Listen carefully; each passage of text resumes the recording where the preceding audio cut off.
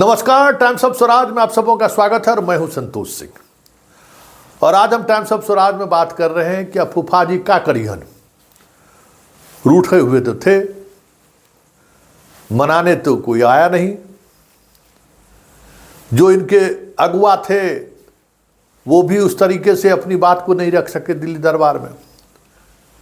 पारस किन्हीं से मिला तो सिर्फ फूफे जी से मिले, लेकिन पारस को भी बचा नहीं पाए, जो कहा जा रहा है, जिस तरीके की खबरें दिल्ली से आ रही हैं।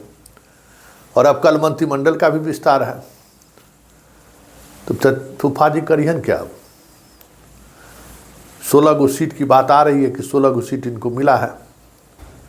वो भी 16 गो सीट में जो है सो कई तरह का पेच अभी फंसा हुआ। क्या कहते हैं, हम किशनगंज नहीं लड़ेंगे। भाई 17 सीट में किशनगंज था, 16 को जो मेरा सांसद है उस पर बतियाइए, हम किशनगंज नहीं लड़ेंगे। फूफा जी को मनाने के लिए आज अशोक चौधरी सब लोग पहुंचे हुए थे। फूफा जी मान जाइए, कुछ तो बात है, अब करिएगा क्या? दुल्हा राजा 400 पार का ठिका ले लिया है कि हम 400 पार कराएंगे ही कराएंगे।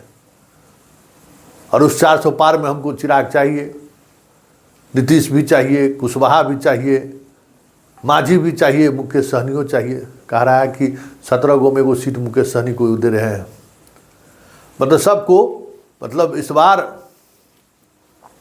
2020 जैसा नहीं होने देंगे, क्योंकि दुल्हा का सेहरा का सवाल है। वो भी देख रहे हैं कि 2020 वाला अगर डंडी मारे या फिर कहीं कुछ अलग तरह की राजनीति हुई तो चिराग जो भी नुकसान पहुंचाएगा गठबंधन का नुकसान पहुंचाएगा ना, तो उसको नुकसान नहीं होने देना है।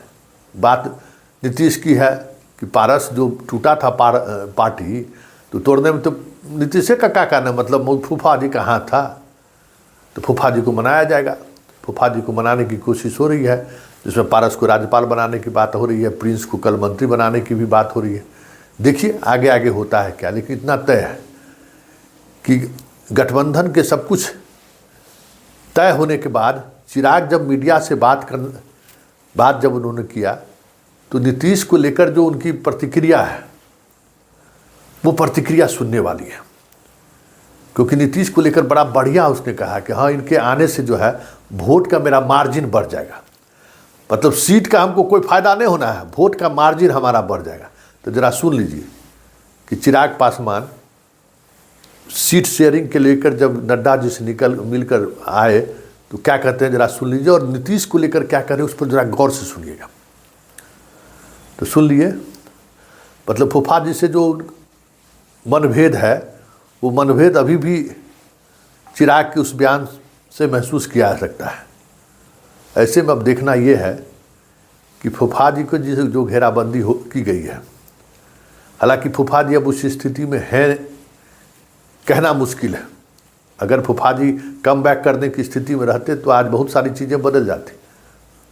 16% वोट बहुत कमा होगा, तो 10% वोट अभी भी फूफा जी के हथेली में है। 16 सीट बीजेपी बेवकूफ़ नहीं है जो उनको दे दिया है।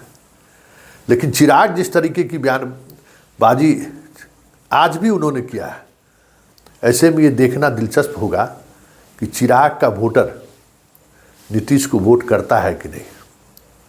नीतीश का वोट तो कोई कुर्मी छोड़ के कोई अपना तो है नहीं फूफा जी के पास, वो कुर्मी है। और कुर्मी क्या करता है चिराग को लेकर, ये भी देखने वाली बात होगी।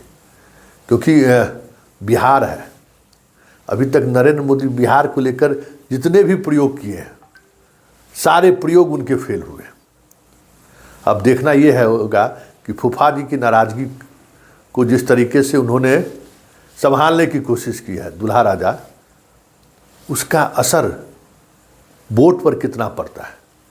क्योंकि चिराग अभी भी बाज नहीं आ रहे हैं नीतीश को लेकर, उनकी सहजता अभी भी देखने को नहीं मिल रही है। और ऐसे में अगर फूफा जी नज़र थोड़ी टेढ़ी कर दी, जो अब उस स्थिति में फूफा जी है नहीं, लेकिन फूफा जी के समर्थक के दिमाग में ये बात है कि फूफा जी आज जहाँ हैं 40, 42, 45 सीट पर, उसमें चिराग की बड़ी भूमिका है। चिराग को तो जो चिराग बुझाना था बुझा ही दिए। एक बार फिर से बीजेपी जो चिराग को रोशन करने की कोशिश कर रही है बीजेपी, उसका कैसे जवाब दिया जा सकता है। देखिए अभी बहुत बिहार है, बहुत कुछ सियासत आपको देखने को मिलेगा। लेकिन फिलहाल एनडीए में सीट बंटवारे को लेकर जो उठापटक चल रहा था, सीट की संख्या को लेकर सुलझता हुआ चीज़ें दिख रही हैं। कौन से सीट पर कौन लड़ेगा वो भी एक बड़ी बात है, क्योंकि इतना आसान नहीं है बिहार को साधना। देश को साध लेते हैं लेकिन बिहार साधना इतना आसान नहीं है। तो अभी बहुत कुछ बाकी है, आगे आगे देखिए होता है क्या।